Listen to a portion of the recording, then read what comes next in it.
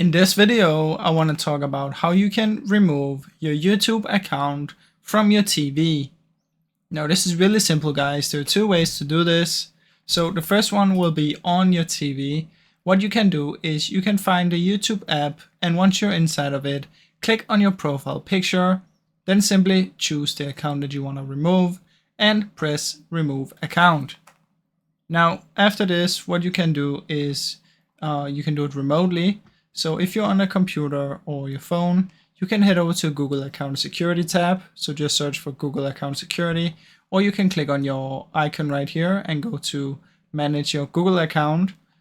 Inside of there, find your devices, find your smart TV, and then you can just simply choose to sign out. So these are the ways to do this, guys. I really hope you enjoyed this short video.